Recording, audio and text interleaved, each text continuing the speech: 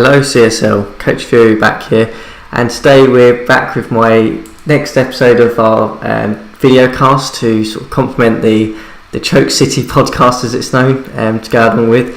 And today I'm joined by a guest. I'm joined by Miles from Denver. Miles, how's it going?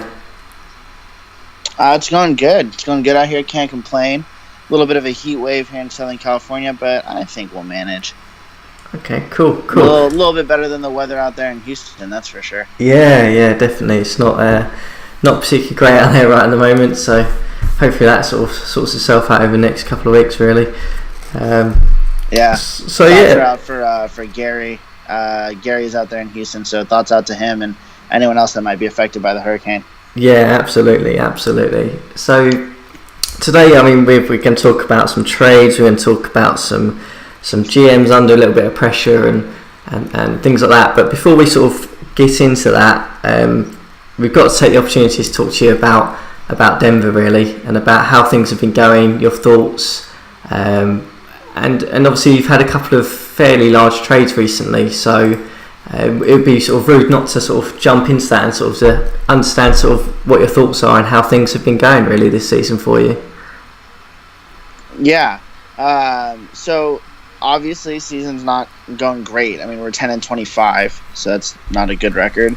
But I mean, I'm not really in a position where, at the beginning of the year, I wasn't sitting here saying to myself, I want to, be a championship contending team. I mean, we all want to be that, but I was realistic, and I knew that I didn't really have a team built for that. So what I really wanted was to see, who my contributors were, who my long-term pieces were. I was able to acquire both in the offseason and early in the season some pretty good players in Lance Stevenson, Al Jefferson, Mitch McGarry. Mentioned the recent trade for Chris Paul. So I do have quite a few quality players that any team would love to have. But it's just a matter of, finding out what works, finding out what players are going to stick around in this league, and then just kind of still slowly building a roster. Because, as I said, I don't have that blue chip, that star player to build around like almost every championship team does. Yeah, so let's sort of, before we sort of talk about recent things, and obviously that Chris Paul trade, which I think many viewers and general managers in the CSL all seem to have an opinion on that trade, it seemed, when that went down. But before we sort of talk about that one, just sort of go back to sort of the off-season. I mean, you obviously made some rather big free agency signings, some quite bold free agency signings. What was your thoughts behind that? Like you said, you didn't have that sort of blue chip piece. Was it to try and compete, or was it just to try and build assets, or to just? Well, I had $30 million burning a hole in my pocket, so I had to do something with that, right? I can't come into the season with a $30 million payroll. That'll immediately put me on any type of hot seat. But the process at first was try and see the best player that I could get. There were some really good free agents. And I'd be lying if I said I didn't put in a max offer for John Wall or for Kemba just to see, because I figured they wouldn't come here, but you never know what's going to happen when you throw however much a max contract is these days, $100 million in front of a guy's face. Maybe they start thinking Denver's a pretty nice place. I don't know. So I started off with that because that's how any team, like I said, that's how any great team is built. You got to start with your stars. But once I wasn't able to acquire those types of players, where I was eyeing next was those really quality, like either starters or high-end rotation players on contending teams. Because best case scenario, I still am able to get a star soon, and now those guys are able to fit in around my star. Look, earlier this year, Russell Westbrook got traded. I didn't have the pieces to get Russell Westbrook, but a guy like that gets traded. If I am able to acquire him, it's better if I have guys like Jefferson and McGarry and whoever else to throw around him. Dante Exum was on the trading block a couple times too. So at any point, one of these top 15, top 20 players can get traded. I want to have a team ready when that happens. And then the other side of things, like we saw with Jeremy Lin, I signed him. and I was able to get Chris Paul, who I thought was a player who was similar in talent to Jeremy Lin, and a first-round pick.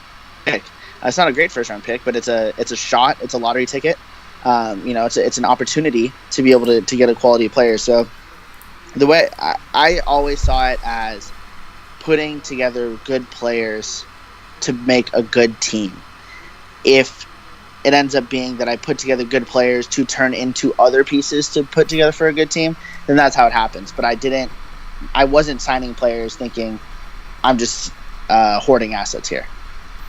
Yeah, so I mean, that makes perfect sense, and I think that's generally the thought that I had with Denver in the off season. I mean, obviously, I sort of got interested in the league around then, and to me, it seemed like it was, rather than constructing, going after top talent, which didn't quite necessarily pan out for you guys, and understandably so, because I think all the top talents pretty much re-signed, apart from DeAndre Jordan, who jumped ship, but. It was pretty much like you said about gathering that team and gathering some assets so that when something did come up, or if something did come up, you would have the pieces to do that. Unfortunately, it doesn't seem like it's kind of happened yet, but you've already moved, and you did touch on it, obviously, Jeremy Lin for Chris Paul, and what will probably be a low first round pick and a low second round pick. But I mean, just what's your thoughts around that? I mean, obviously you've taken Chris Paul back. Some will say you haven't really lost a lot there in terms of trading Lin and Paul at this moment in time. Was it just to get that other asset in terms of just another first round pick in your pocket, or was it something wider that we might not have seen? Well, I think it's two things. First of all, obviously the first round pick is a big thing, especially for a team like mine, where like I said, it is that lottery ticket. We have had some players who get drafted later on in the first round that end up being quality players. At the same time, we've also seen quite a few times have utilized multiple first round picks to trade up, and now I have 3 first round picks in this upcoming draft. There's going to be a point where a GM looks at what he has available to him at, say pick, 10. They don't really like it. Maybe I like someone that I see there, and they'd rather have picks, 20 and 26 rather, you know what I mean? Like, it just kind of being ready, being able to make those kinds of trades, rather than being asset starved. So that was one thing. But the other thing, it was just kind of the difference in how their talent plays out on the court, right? Jeremy Lin is very much a scorer. That's not to say he's not a good playmaker, but he was definitely a scorer first and foremost. He's also a good defensive player. But for me, getting Chris Paul, like, my best players in terms of putting the ball in the basket are Al Jefferson and Lance Stevenson. Those are guys who are going to be able to consistently score me 20 points a game. I think Chris Paul is going to be better served getting the ball to those guys than Jeremy Lin was. And Tyler Ennis, he's been doing great for me. I really like what he is. But if I can have Chris Paul and Tyler Ennis, now I've got 48 minutes of good playmaking every single game in terms of being able to get my other scorers the ball. So, Lance has already had his shooting percentages go up since the trade. Al Jefferson's been doing well since the trade. I think that it really is making an impact on the offense of some of my best players. Yeah, I mean, absolutely. I think, for me personally, looking at this one, I felt that you didn't give up too much. I actually felt that it was a better fit for your team. Like you said, Jeremy Lin is a point scorer. He's a point player, so he needs the ball and he needs to take shots to be effective. Chris Paul, on the other hand, doesn't need the ball to be effective, and he can probably impact your team in terms of ball distribution in a better manner than Lin could, I think. So for me, it seemed like a no-brainer deal for you guys. I mean, you obviously got that future asset, and you've got another year of Chris Paul this year and next year, and he'll still be serviceable. And at that point, it's probably then nice to have that sort of salary come off the books, I imagine. Was that something that played into your mind as well? Was the length of the contract? Obviously, you gave Lin a fairly lengthy deal, and Chris Paul's on sort of a shorter 2-year deal. No, that doesn't play into account for me, and the reason for that is because the two main things that people look at when they talk about cap obviously, like, everyone wants to have good cap situations. It's like a big thing now. But the two reasons why you want that is if you have a lot of players who their contracts line up at the same time, that gives you a lot of cap in a free agent period, right? So actually, if anything, it would almost serve me better to have contracts that line up better with McGarry, with Jefferson, with Ennis, so that way I can have the cap at that time. Whereas, let's say Chris Paul, I get my cap in 2 years, then I sign a player to another big deal, like a long deal, then I don't still have a lot of cap space when the other guys come off. So in terms of that, it doesn't really help me.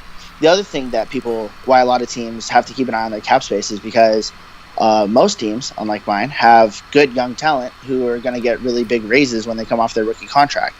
I don't have guys who are in line for big raises anytime soon. And so when you look at a team that maybe they're not quite at the hard cap, but they're close to it, and they're sweating their bill, it's probably because they have a rookie coming up who they know they're going to have to pay.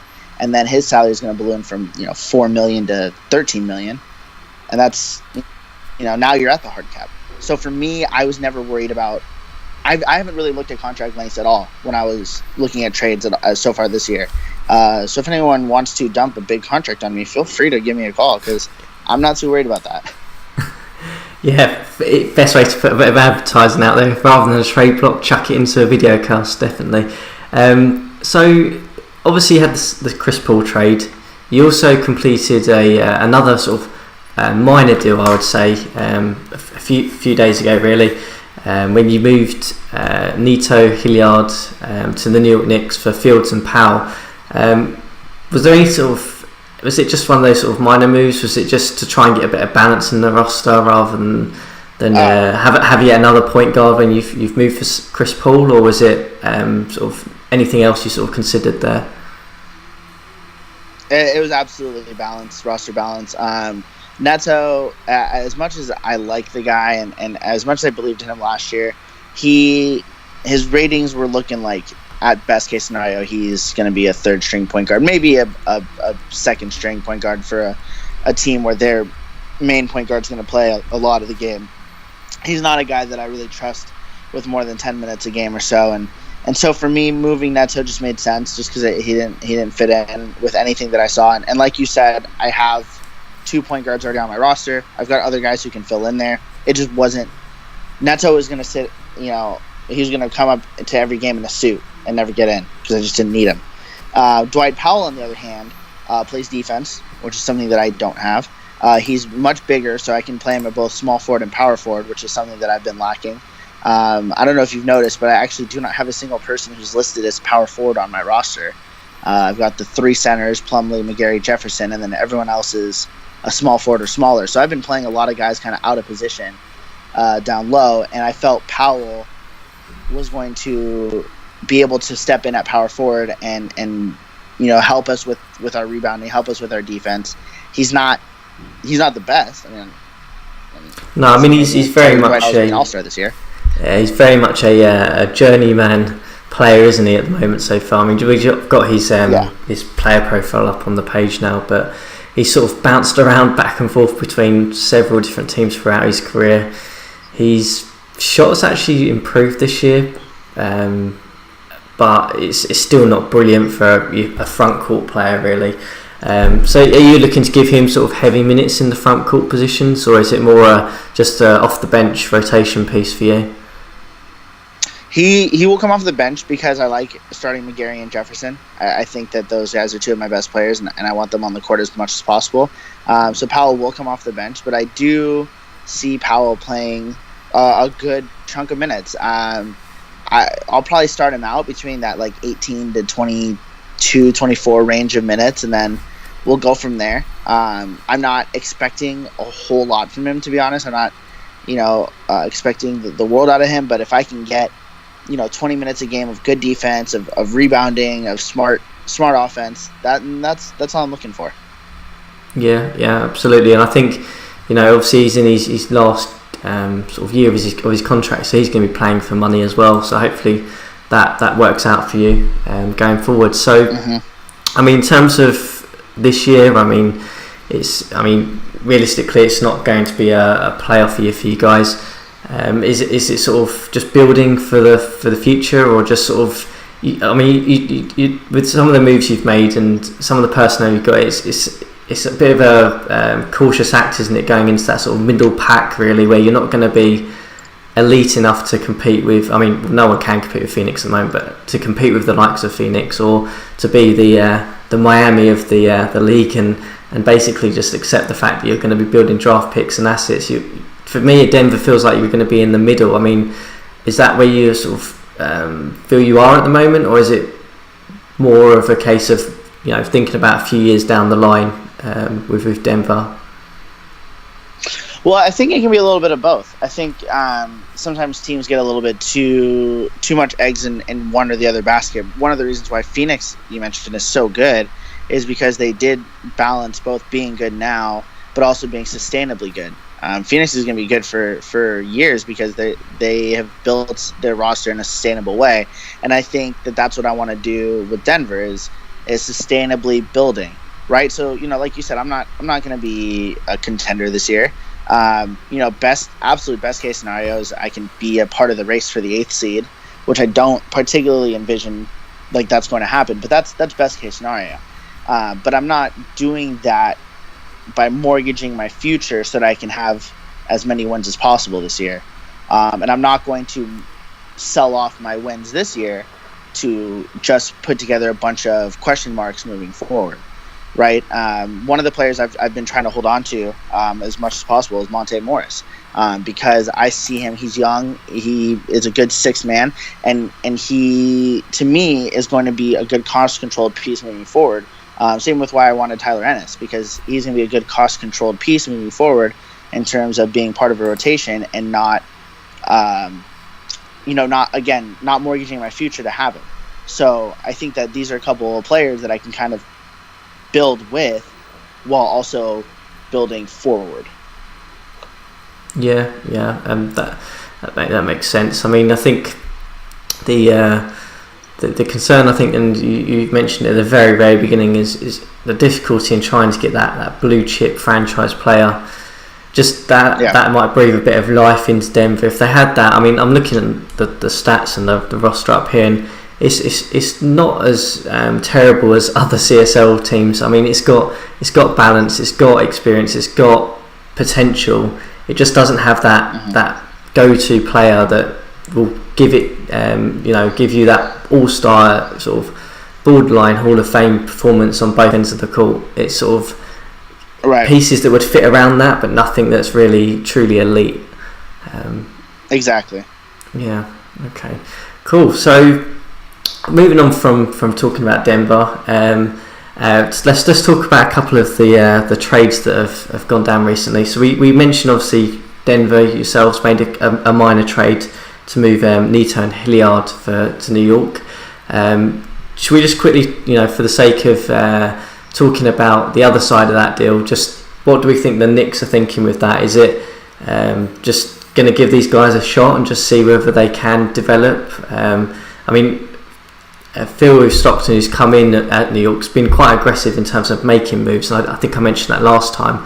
He's essentially looking to clear the books, but interested to hear what your thoughts are on that on the other side for New York. Yeah, so he came in when he approached me. He was asking me initially about Neto. I've actually had quite a few people ask about Neto, as he's a player who does have potential to be, high handles, high pass, which is like, what everyone cares about when it comes to a point guard. So I think for him, he's looking for someone who, because as of right now, his point guard rotation was like Michael Carter-Williams. If you consider Tyrone Wallace, because I know Tyrone Wallace has played point guard in the past, Goran Dragic, who might be better at shooting guard than point guard. So it's just kind of like he didn't really have a lot of point guards. And so I think he wanted to take a shot on Neto as a guy who could be a steady backup point guard, and at a low cost. I mean, he didn't give up a whole lot he didn't give up any of his core pieces. He didn't give up any draft picks. So for him, it was a low-cost way of getting a potentially good backup point guard. And Hilliard, to be honest, was just there to make salaries work for me to get Powell. But Hilliard's a really good shooter. He doesn't really do anything else, but he's a good shooter, and he might be able to come off the bench for New York and drain some threes for them. Yeah, I mean, I think New York, the big question with them is going to be the off season. I think they've obviously made some quite aggressive moves to sort of quite aggressively clear their cap room and accept the fact that he's going to try and build a team in his own image. I think in terms of how he wants them to play. Obviously, he didn't feel that rotation, that roster fitted the style that he wanted to sort of take that team in. So I think the off season is going to be key, and some of the moves we're seeing now are just more sort of balancing moves. I feel very similar to like what the reason why you guys made this deal. He's just taken a punt on a couple of young guys to just see if he gives them some minutes, whether they develop. And like you said, they're particularly low cost. They didn't cost a lot to acquire. So I think New York, the big thing is going to be the off season for them. Yeah, I definitely agree. They only have $18 million guaranteed for next season, so they're going to go into the off season with $40 million of cap space if they renounce everyone, which I think they should. I don't think that they particularly have the kind of team that you hold the rights on any of these guys on, and if you take some big swings in free agency and you end up losing out on you Dragic and Gay and Gasol and those guys walk because you spent your time chasing other guys, I don't necessarily think that's such a bad thing. No, I don't think so either. And I think with New York, I think they're going to continue to be quite aggressive in the trade market. So I wouldn't be surprised we'll see 2-3 other deals involving them with moving some of the rotation, because they've been quite upfront in terms of trying to move guys and trying to clear room. And I think by sounds of it, through discussions and things, it sounds like they've already got a couple of other deals milling away anyway. So I don't expect New York to be done. I mean, from you guys from Denver, have you got anything else in terms of trade activity, or are you guys pretty much set now? Just see how this roster and this rotation sort of feels out until the trade deadline. I am not going to comment on whether or not we have anything else in the works, which every listener can take however they want. As far as being set, I can guarantee you we're not set. At no point, I'm never satisfied with my team and what we have. I'm always open to moves. I think that there's players here that might better serve other teams in other situations.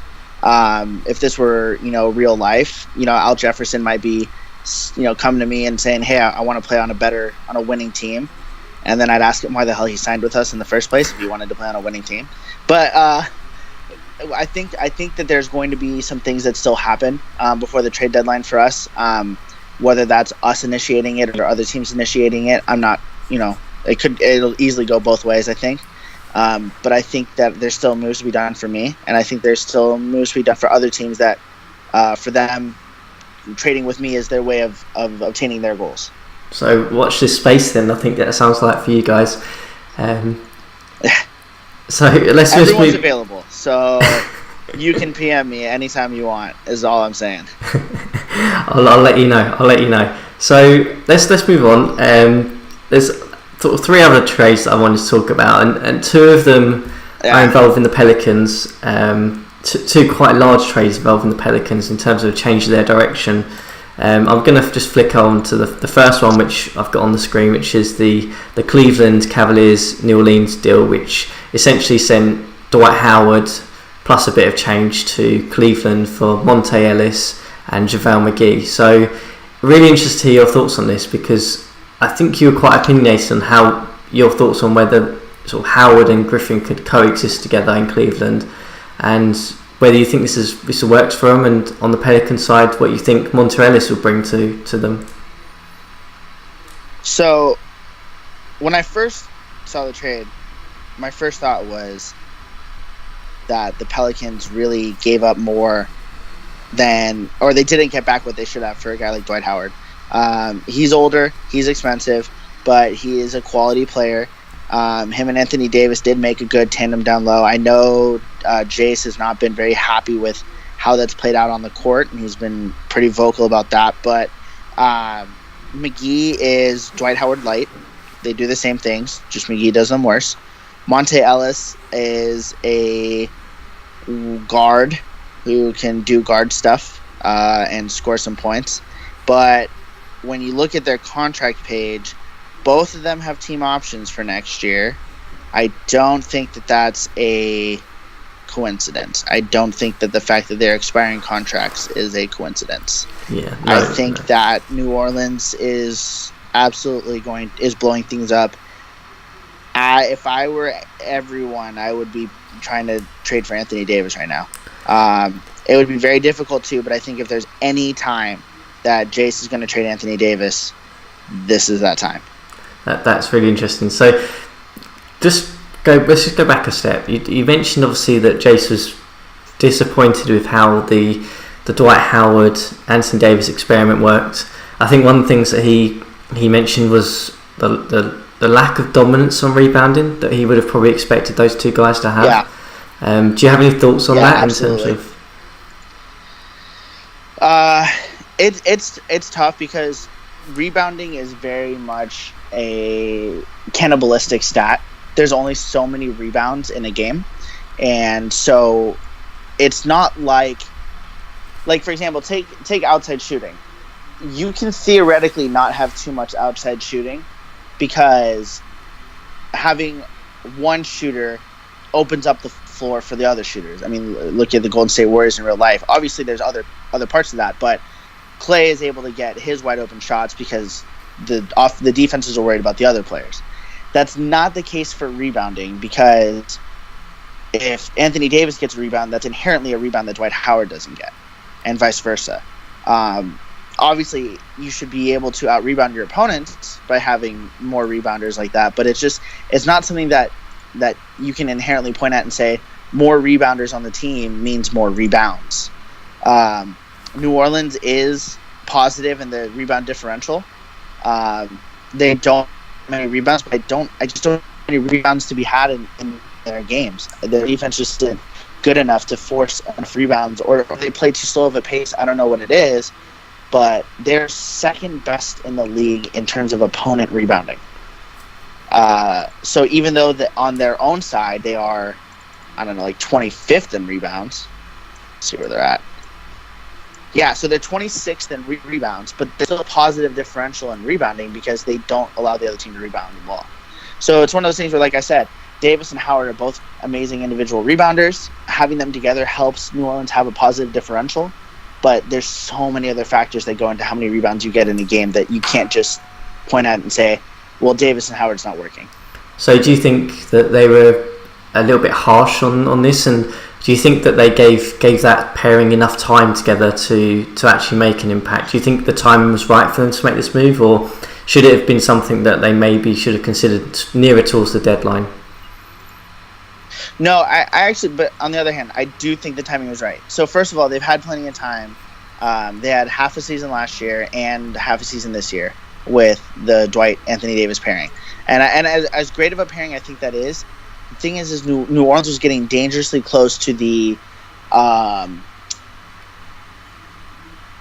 when you have a star player, sometimes if you consistently try to put the right players around them, you end up being so poor in terms of assets that you can't keep doing it.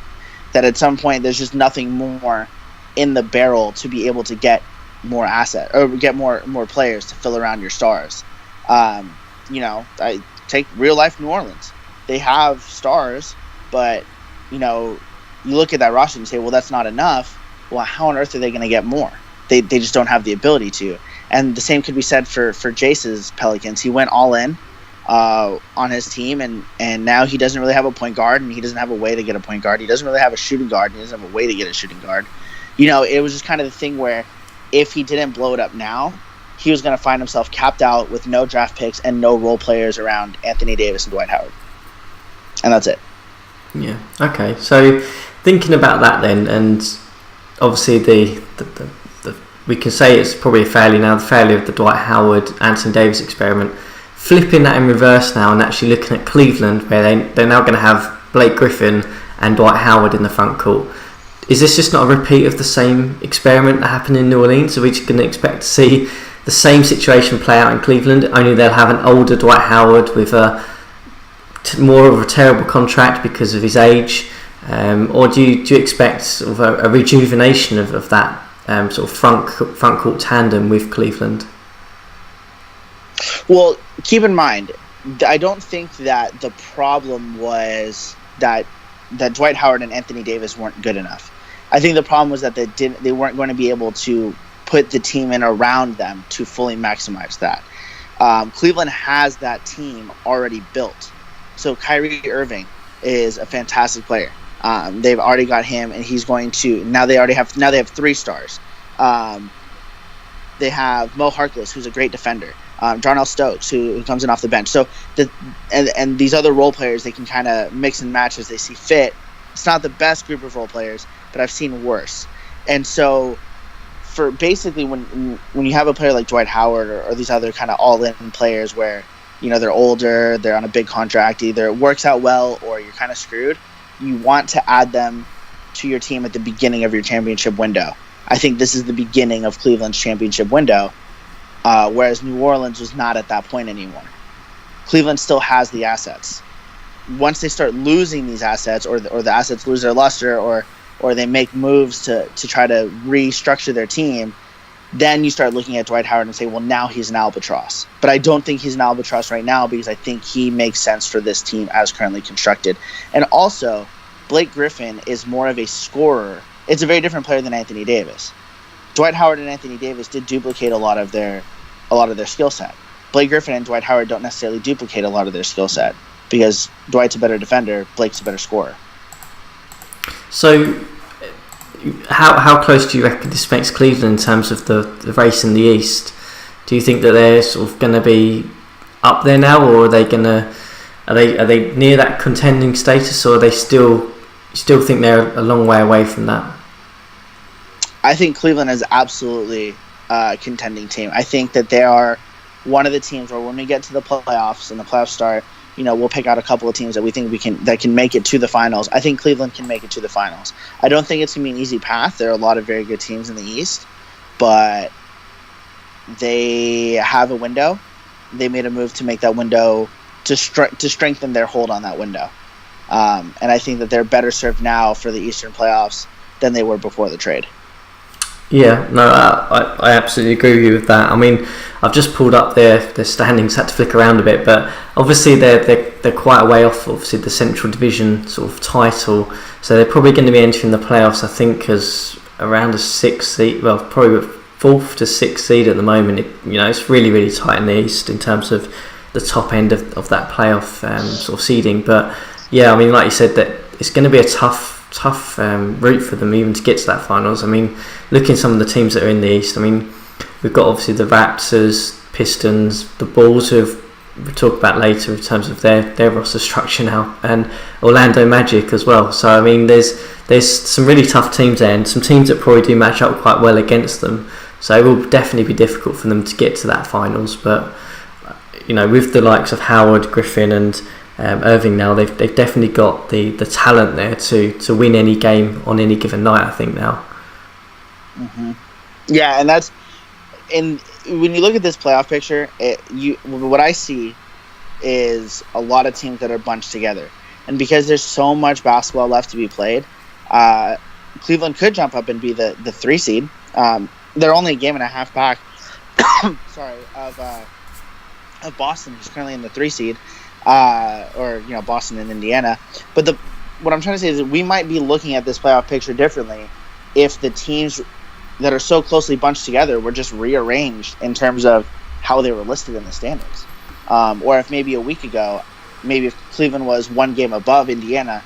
You know what I mean? It's just they're so closely bunched together that who knows what will happen by April 18th or whatever the date the playoffs start. Yeah, I mean, absolutely. In an entirely different way.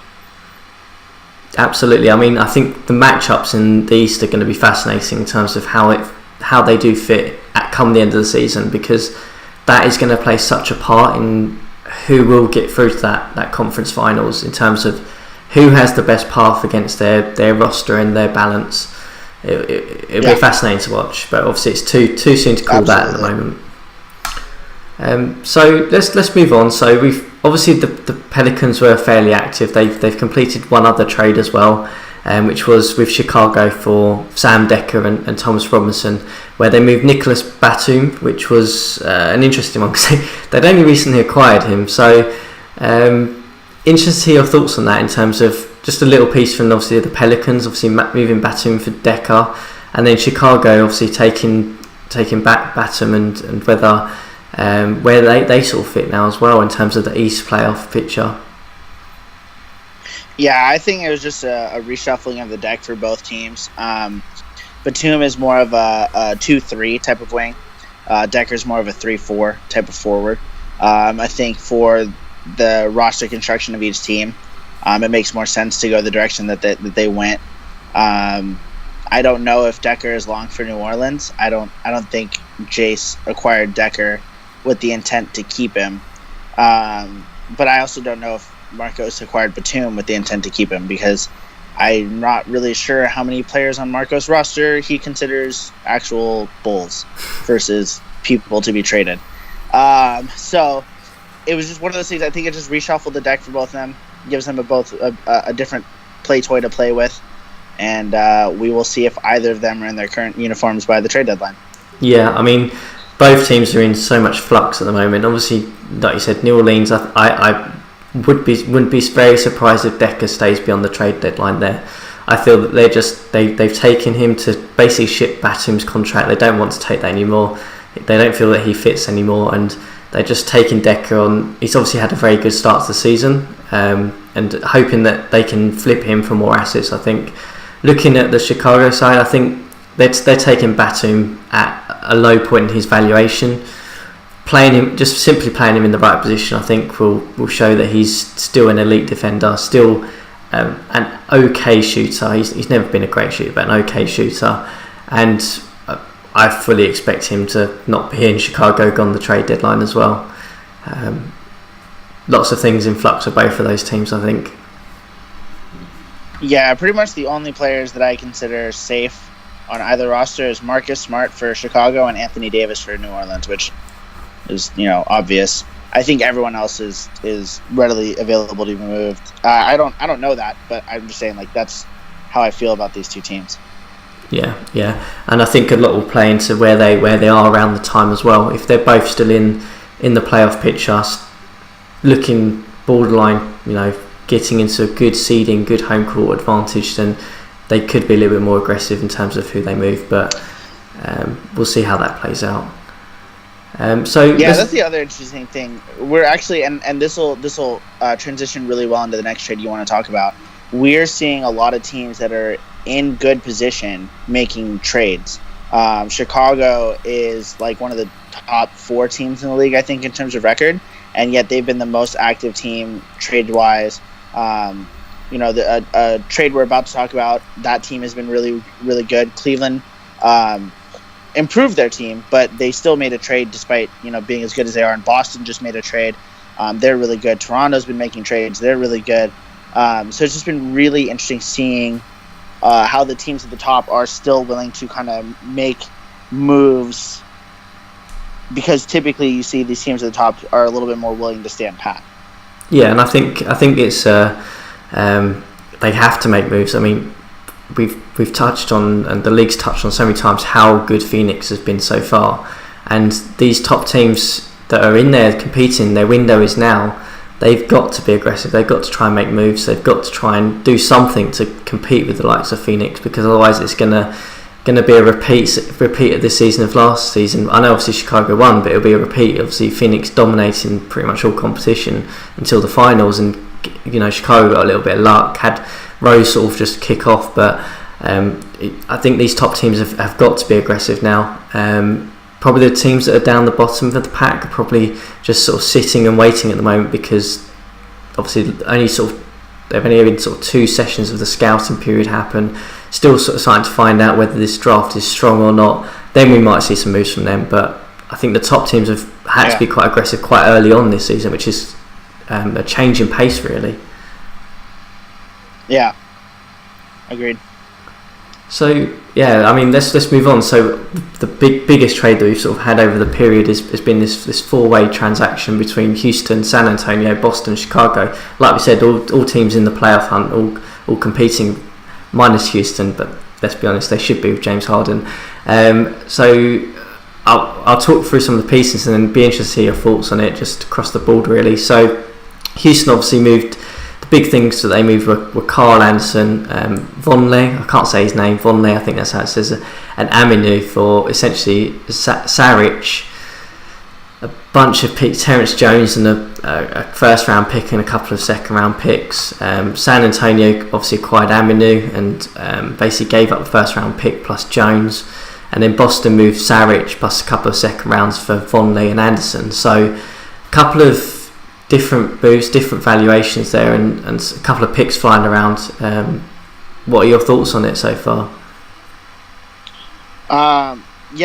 This trade was pretty interesting because we saw it get made and then they had to redo it, and I actually think that the four-way trade was worse for Houston than the original trade. But I'll get to that in a second. First, I just want to say I think the biggest winner of this trade is obviously Chicago. Satnam Singh is a huge get for them because now India's going to be buying all the Chicago Bulls jerseys. That's a lot of money in Marcos' pocket. Just kidding. Obviously, Chicago just swapped a forward for a big man. Nothing really to see there. I'm not even entirely positive how Marcos worked his way into that deal. Yeah, I mean, I didn't even talk on the Chicago angle because to me it was just a side piece. Really, it was just a piece of they needed some front court depth. They've got it, and they've moved basically someone who's never going to play for them in Zipster. So. I think that I think Marcos before the season made it a goal of his to be involved in like 75% of all trades that happen. So once he heard about this trade, he was like, okay, I got to get in this somehow. I don't care how, but I think that's his goal at the end of the day is he wants to set a record for most trades in the season. For Houston, I don't know how I feel about this. Mainly because they have regretted dealing Aminu in the past, and I get the feeling we're going to hear that again from Biz because he traded Aminu a couple seasons ago, and then he bemoaned how he traded Aminu and wished he had Aminu back. Then he got Aminu back, and now he's trading him away again. So I think Aminu and Biz are like a bad boyfriend and girlfriend, and they'll just keep breaking up and getting back together. Yeah, I mean, Aminu is the best player in the deal. If you go by current performance, he's the best player in this deal. So you're always going to be on the. I agree with that. Yeah, you're always going to be on the back end if you're dealing away the best player in the deal. So you expect good value back. But do you feel that Saric, Jones, and a first round pick and a bunch of junk is a good value for what they've given away? I like Terrence Jones. I think that first round pick holds value because even though San Antonio is one of the better teams this year, their rise this year has been a little bit out of nowhere, and it remains to be seen if that's sustainable. Anytime you see a team completely turn into a good team overnight, you have to kind of look at it with a grain of salt and say, well, is this sustainable? It might be, but if I'm Houston, I'll take that shot and find out if it's going to be a good pick or not. I think Saric is a bag of trash and not much more than that. So I really don't like him, and I really don't like that Houston got him. But now they can add him and Levine together and turn some of Boston's old trash into hopefully not trash. Yeah, I mean, because I really don't think Saric. You don't rate Saric, so why is that? Why is that?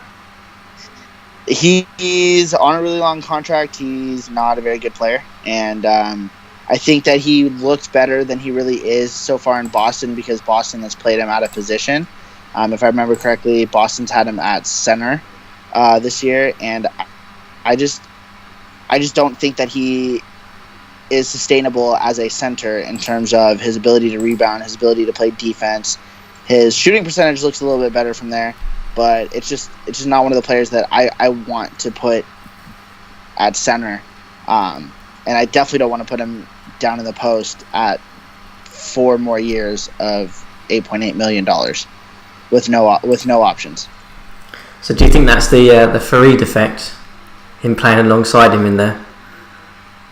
I do think that there's a certain amount of he's playing above his head, and Houston paid for the above his head Dario Saric as opposed to the actual value of Saric. But at the end of the day, like I said, I like Terrence Jones. I like that first round pick. Houston had to shuffle the deck somehow. They couldn't just keep on going on with what they've got. So maybe this works really well with a Harden team. Or maybe this is finally the last straw where Biz finally says, okay, it's time for us to just redo everything. Yeah, I mean, I think for Houston, it's very much a last roll of the dice, I think, in terms of trying to just find something to fit with Harden to get them back being competitive again. I mean, they've been on this sort of downward trajectory for quite a while now, and I think that he's just hoping that if he can get Saric and Jones performing, and that's enough with Harden just to get them back into the playoff hunt. I think if that doesn't happen, again, off season, they might be facing some serious questions. We may be looking at a James Harden trade. I wouldn't be surprised if we saw that then, where they just completely collapse it all in. Yeah, and to be honest though, over the last couple of years, I've thought there have been a couple different times where I said the same thing to myself about a trade Houston made, and they haven't done it yet. So this may not be their last shot, but we're starting to get close to it. Yeah, definitely. So let's move on. So the San Antonio aspect, obviously, getting Aminu is going to be a big plus for them. They've obviously been performing really well so far this season. Had to give away a first round pick and Jones, but what are your thoughts on that? For me, I think that's a good deal for them. It's definitely a good deal. I think this is one of those, kind of what I'm talking about, where they're not sustainably building. They're building, giving up that first round pick. Maybe it's a late first round pick, but now they can't trade that pick in another deal. They can't trade their 2021 or 2023 picks in any deal. Obviously, they don't have the 2023 pick yet, but moving forward. And so when you make moves like these, you are handcuffing yourself. At the same time, Derrick Rose is 30, Klay Thompson is 29, Jimmy Butler's 30. So it is another one of those things where San Antonio saw the window and they're going for it. And maybe they win the title this year, and then everyone hails Derrick Rose as the all great Derrick Rose for winning 2 titles with 2 teams in 2 years. But if this doesn't work, it's going to be tough to keep this team moving. But maybe I'm overreacting on that, because there are teams that will trade for Rose, there are teams that will trade for Butler, so they could always rework it. But this is the kind of deal where they are kind of going all in with this team right now. They'll have next year as well, most likely. But it's just, like I said, it's just one of those deals where this is their core, I guess is what I'm trying to say. This is their core. This is what they're going all in with. They're betting on these 6 guys as their core. Yeah. And we'll see if it works out for them. Yeah, absolutely. And it's quite refreshing to see a team actually do that. I mean, I can't remember last time we saw a team just completely flip and just change their entire roster around and basically go, right, we've got these guys now, we're going to give absolutely everything into that. For if it lasts 2 years, 3 years, we get 1 title, we'll take that. If it doesn't work out, at least we've sort of tried. And for me, this deal sort of springs to mind in that they've just accepted that that's their core. They need that other piece, other defensive piece. They've got Aminu, they've got players they can chuck at certain players when they get to that playoff hunt, when they've got to stop scorers, and it'll be really interesting to watch. Yeah, absolutely. And the one last thing is this kind of goes in line with what I was saying about teams that are doing well making trades kind of surprising me. Al-Farouq Aminu is a better player today than Terrence Jones is, but that doesn't mean that the San Antonio Spurs are better with Al-Farouq Aminu than they are with Terrence Jones. There may be a reason why they were winning that had to do with Terrence Jones. It's tough because we can't watch the games, and so it's harder for us to look at it and say, this player's doing well because such and such, or this team is working because of these particular sets of players. So trading Jones may lead to them not being as good as they were, even though they made in a vacuum an upgrade. Now, I'm not saying that's going to happen. I like San Antonio better now. I think they're going to be better now. But it's one of those things where it's kind of scary. It's kind of scary making a trade like that, especially with now a completely unprotected first-round pick this year. out to Boston. It's not an easy move to make. No, absolutely, and it's one of those. I think even if it doesn't necessarily pan out, I don't think this one's going to impact them too much in terms of you kind of would expect Jones and Aminu to sort of equal each other out. I'd expect Aminu to be better in the long run this season, but it's the difficulty I think you're touching on is that when teams like this who are up in the top competing for the playoffs, they make moves. It's not necessarily about getting upgrades, it's also about getting upgrades that fit and finding the balance, and if that takes 5, 6, 7 games, that can knock them in terms of their seeding. We saw it with Utah this year. I think they've obviously climbed back to the top of their division now, but first I'd say 15 games this season we were all expecting them to go like 12, 13 games. They had real balancing issues, and now they finally got on top of it. They now have had, they're just about over 0.500 really, and this could impact San Antonio in the same way, in that if they don't get that balance right from the very start, this could impact how they end up in terms of seeding, which could end up in terms of their title contentions, could really impact them this year. Yeah. And then the last team in this deal for Boston, I really like this deal for them because I hate Dario Saric. And I think Vonleh and Anderson are both those types of experimental question mark type players who somehow Dennis always seems to get the most out of these guys. I don't know what it is that he does or what he feeds them in Boston, but these guys that come to Boston that other teams weren't quite sure on how to use, he seems to know how to use them. So I think that Anderson and Vonleh will find their home in Boston, and Boston will keep chugging along. Yeah, absolutely. I think for me, I'm not a fan of Vonleh, so I'll be interested to see if Dennis gets anything out of him, because to me, he's going to be a 20-25 minute player at best throughout his career now. I think he's not developed in the way that everyone initially thought of, and you can see this by this valuation. He's an all-time low. In terms of Anderson, there's been a lot of question marks around Anderson possibly starting at centre for Boston. What are your thoughts on that? Do you think that'll work? Do you think that's just a bit too experimental, or do you think that we might see a rejuvenation of Anderson here? I think that's the exact kind of thing that Dennis does to his players, and somehow it turns out okay.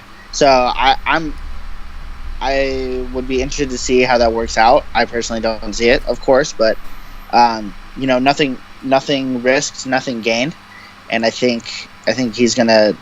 He doesn't have much to lose by trying it. I tried Kyle Anderson at point guard. It was okay. Didn't really work out so well. So maybe going the opposite end of the spectrum and putting him at the 5 might make more sense. Yeah. Be interesting to see how his passing and handling ratings work at centre, because there's been a lot of debate recently around whether that actually has an impact in terms of front court position in DDS or not. See how that works out. So let's move on. So we've talked about obviously the trades and things. One of the things that I wanted to really get your thoughts on today was to have a think about in terms of the standings, in terms of how franchises and teams have been performing this year, and just the hypothetical question I posed out to you before we sort of came on here today, in terms of which general managers, if they were, if this was real life and they were, in their day-to-day, which ones would be under the most pressure right now in terms of being really in the hot seat to potentially be replaced or fired, and why really? It'd be interesting to hear your thoughts on that. So I've got the standings up, but feel free to dive in whatever teams you feel necessary and just talk on them. Yeah, so I think the most important thing when talking about this question is recognizing why general managers get fired, and for the most part, it is about perennial performance. GMs don't typically get fired because a team is underperforming halfway through a season. That's typically where the head coach gets fired, and then after a season or two of a team not doing well, that's when general managers get fired. Or Orlando Magic firing their general manager this offseason comes to mind. I can't remember the guy's name, but they haven't been good for a couple of years now, and so that's when a team gets let go. Talking about the real life Orlando Magic, obviously. So with that in mind, I think the obvious answer is Phoenix, based on their choke job in the finals. I think no, I'm just kidding. I had to mention that choke job though. Hey Doug, remember you choked away a 3-1 lead. in the finals. You had to get that in somewhere. You had to get that in somewhere. I'm pretty sure I'm contractually obligated to get that in on every podcast I'm on. I think, well, first of all, I have to start by, before I can say what other general managers might be on the hot seat, I have to be able to look at the mirror and say myself, I would absolutely be on the hot seat for any team I've been a part of, specifically because I think in my entire time in the CSL, I've had one winning season, and that was my first one with Dallas, and then ever since then, I went downhill. So, myself, I would be on the hot seat. We're 10-25 so far, so again, not looking good. But I think in terms of the teams that have perennially kind of been underperforming, I think the Clippers have to be mentioned. Black Ice is a very active general manager. He's always looking to improve, but he just hasn't been able to do it with the Clippers so far, despite having a lot of different kind of players he's tried to build around and a lot of different cores. So, unfortunately, the Clippers haven't been able to turn it around, and I think that's a team that has to be kind of considered on the hot seat. Yeah, I mean, I've just pulled up their depth chart here. I mean, they've got talent though, haven't they? That's the thing. I mean, at 10-23, that to me, just looking at it quite cold here, I mean, that to me doesn't look like it's a 10-23 team. There is some talent across that team in Lillard, Noel, Moutier. Obviously, Moutier's still developing, but there are players there you expect to get wins for this team. Yeah, and I think one of the other reasons why a team like this has to be included is because they haven't been good for a few years, and yet they still don't have their own first-round pick in either 2020 or 2021. And that, to me, is the kind of mistake that you can't really afford to do that when you're not a very good team, because that's the best way you're going to get talent, is with those first-round picks. And to not have your own, or to not at least have a bad team's first-round pick, that hurts. That's how you get that young talent that can help turn around a franchise. So, unfortunately, the Clippers for me have to be on this list. Another team for me is the Philadelphia 76ers. They've had Jabari Parker for years now. They've had a good group of players and a variety of players in that organization for years now. And I think they've got one playoff showing, and I think it was just the first round to show for it, and I think 5 seasons with Jabari Parker. So if I'm Philly, I'd be looking for a new GM as well, just to kind of help build that team a little bit better. Either honestly, it's almost like either build a good team around Jabari, or say you can't do it and trade Jabari. Yeah, I mean, you can only keep a star player for so long. Yeah, I mean, obviously, I mean, do we think it's a case of probably them not being aggressive enough in terms of trying to make moves to get pieces around Jabari? I mean, I think in terms of looking at this team, if I compared it to the Clippers, I would actually probably say the Clippers have similar level of talent to them outside of Jabari. Interesting one. I mean, yeah, and Philly's got their own picks moving forward. They did make a move. They got Thad Young recently. I think he was either during the season last season or during the off season. They have Adrian Payne. I don't think that it's perhaps lack of aggressiveness is one way of putting it, but it's not for poor decision making. They've made good decisions. They just haven't made enough of those good decisions. Yeah, and that's absolutely what I mean. I mean, I think the deals they've made and some of the personnel they've traded for, like you mentioned, they've improved this team, but they just haven't done enough of it to surround Jabari with the right level of talent that he probably needs to excel and to take this team back into sort of the playoff hunt, really. Yeah. So one team that I wanted to talk about is just jumping in there is for me one team that I thought that would be under a bit of pressure now, and it's probably a controversial one because you're probably going to wonder why on earth I've picked them, but for me it's the Toronto Raptors. So the reason I say this is obviously past seasons they've been successful, they've been in playoffs, they've been borderline probably title contenders, but this year for me, they've had quite a sluggish start, and they've obviously made the trade with yourselves for Lynn and Chris Paul, but they're still behind the Boston Celtics for that division crown. And to me, having that success that they've had over the past years, that's kind of an expected thing. They were expected to be comfortable division takers for that home court advantage, and then once they get in there, then they're expected to compete. But for me, I think they've had a really slow start, and for me, that would put them under pressure. Yeah, I mean, in terms of not being the division leader, sure, they are on pace to win 51 games this year, and I think the moves that they made have been quality moves. So, if your owner, if the person who would theoretically be firing you is the kind of person who cares most about that, getting over the hump of being a really good team into being a championship team, yeah, I'm not sure Toronto's done that. Toronto, as good as they are, and as good as Kawhi and as good as Drummond are, they haven't been able to make that leap into. They haven't. I don't think they've been to a finals. I'm not even sure if they've been to a conference finals yet. Don't quote me on that. And so that's the kind of thing that's disappointing. I don't think that they're necessarily as on the hot seat as some of these other teams. Maybe you might want to call it a warm seat. But yeah, that can be frustrating for a franchise when you can. I would say make the playoffs, but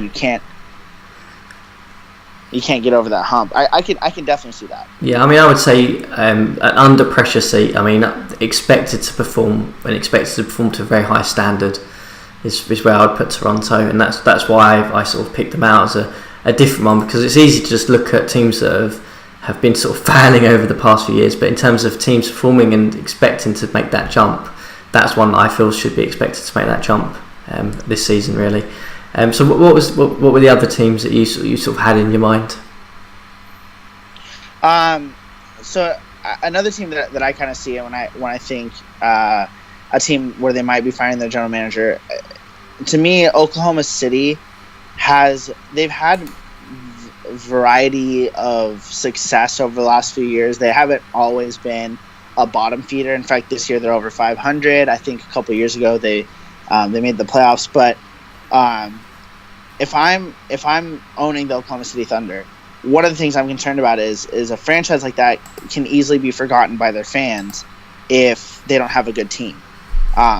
Big cities, if you're an LA team or a New York team, like especially like New York, like you can have mediocre teams. People are still going to show up. You're still going to get fans in the door. But when you're in a smaller town, a smaller market, Oklahoma City, Toronto, which is a big city, but it's not necessarily a basketball city. It's not necessarily a basketball country. Portland, for example, these other kind of smaller cities, it's hard to maintain fans' interest when you're not a really good team going to the playoffs every year. To go from the Kevin Durant, Russell Westbrook, Serge Ibaka days, which admittedly were years ago at this point, but still, to go from that to now it's a bunch of guys who, I mean, has anyone in Oklahoma City ever even heard of Willie Cauley-Stein or Terry Rozier or Ricky Rubio? Probably not. And these guys play for their team. They don't have the kind of team that is really going to attract that interest. And they haven't had a team like that for the past 3 or 4 years now. We might be seeing record low attendance numbers for a team like that. And that's the kind of thing where a general manager gets fired over. Yeah, I mean, that makes perfect sense. I think they don't have that guy who just jumps off the page and makes people want to go and watch them. Like you said, they've got some talent. They've got a mixture.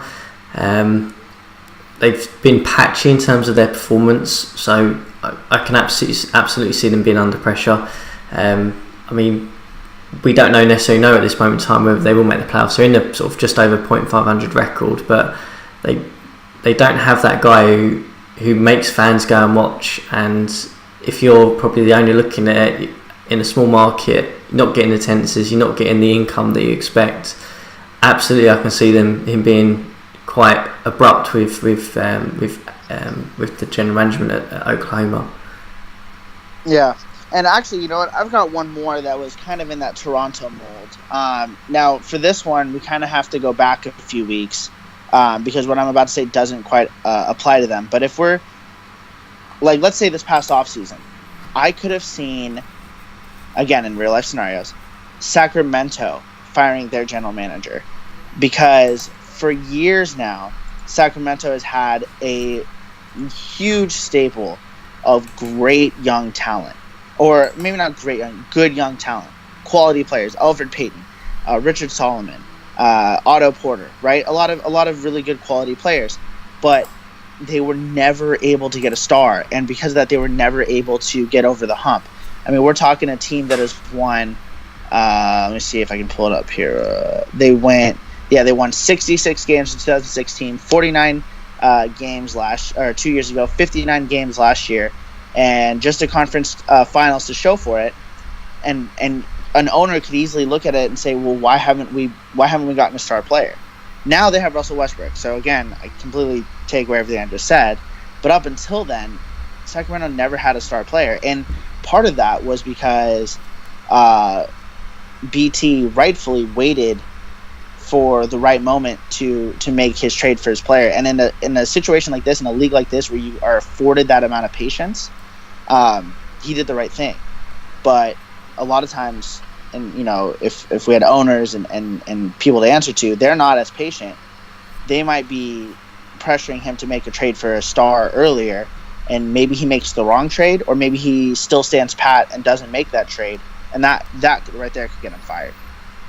Yeah, I can see that. I mean, it's probably worth noting that before they traded for Russell Westbrook, they were quite aggressive in moves for other personnel as well. So I think that BT made the right decision in terms of waiting for Westbrook, because I think he got really good value on the dollar for Westbrook. But yeah, absolutely, it needed that time. And if we're thinking real life situation, would he have been allowed that time, or would there have been pressure from him in the off season to go and get that? Probably would have had to sacrifice quite a lot of his assets to do that, which we probably wouldn't have seen the same type of Sacramento that we're seeing now with Westbrook in this rotation. So yeah, I could absolutely see that one happening. I'm really looking forward to hopefully seeing the Kings and Phoenix face off against each other in the playoffs, because I think that'll be a really fascinating prospect now with Westbrook. Both teams have that star in it. That is one that would get audiences and viewing figures across the nation in that game if that happened at all. So, is there any other sort of teams you wanted to sort of touch on, or they sort of the big ones that stood out for you? Yeah, I mean, we touched on all the ones that really stood out. There's a few others that have kind of been, like I said, warm seat more so than hot seat. Atlanta, Washington, and Golden State have all been pretty disappointing teams over the last few years, but Atlanta just got a new GM, so they're not doing anything. I think Gary came into Washington sort of after he kind of came in to clean up the mess that was left over from the previous Washington general manager, and so I think he's been doing a good job of that, and I don't think he's necessarily the one to be pointing a finger at for that situation there. And then Golden State's kind of in a trust the process format. I think Golden State's a team that would afford their general manager that type of patience in terms of putting a team together. And there's a lot of things Golden State can point towards. Embiid, Chris Dunn, Cameron Payne. They just got Jerry Crowder. Like, they have good players, and it's not as easy to point at a team and point at Golden State and say, oh, well, you haven't done anything. Time to go. They've done some moves, and they've built together something that might be something in the future, and so I don't think you fire your general manager over that, but they have been bad for a few years, so I think that's a reason why they might be on the warm seat. If Golden State doesn't turn that corner soon, then I think we'd be talking about Cyrus Knight's job. But every other team in the league has either been good enough or has shown signs of life, or has, if they're not good this year, they were good last year, or vice versa. Like the Lakers have been awful this year, but they made the playoffs last year. I'm pretty sure they made the playoffs last year. So it's kind of hard to say, hey, well, he should be gone. Milwaukee was in the playoffs a couple years ago. Miami won 50 games last year. So, I don't think there's anyone else that is obviously going to be on that hot seat. No, I kind of agree with you. I mean, Golden State was one that I sort of had on my list and then crossed off. Like you said, I think if Golden State were in that situation, it'd be next year. If they don't start to see some signs of life next year, then he would be under pressure. So no, I couldn't see anyone else that sort of stood out for me in terms of that potential hot seat issue. So yeah, I mean, I think we've covered the ones that were sort of key. Is there anything else you sort of wanted to touch on in this video cast, or any sort of other sort of shout outs or anything, or any thoughts of things happening in the CSL that you wanted to sort of let the viewers know about? I mean, the next month is going to be interesting. Trade deadline's coming up in a month, so obviously the CSL's always active on the trade talk. So if I were every GM right now, I would just be keeping my eye on my inbox, and not necessarily, I'm not saying for me, but I think there's going to be a lot of potential moves to be made. I think every team stands to still improve themselves, and this next month is crucial. So most teams already know that, but I think there's some teams that I think need a little bit of waking up. I think they're still kind of sleeping. So yeah, I think the next month or so is going to be key. I think there's going to be some rather large trades happening in terms of some of the top teams as well. So that'll be interesting to watch. But we'll keep our eyes posted and see what happens, really. Miles, it's been great having you on. You managed to get your Choke City comment in there, but no, it's great to have you on, get your thoughts around the trades and around hot seats and things. So thanks for coming on. Yeah, no problem. I had a great time. Thanks for having me. Okay, lovely. So yeah, till next time, we'll speak soon. But let's see what happens over the next month or so. Yep. Thank you. Thanks, Coach Fury.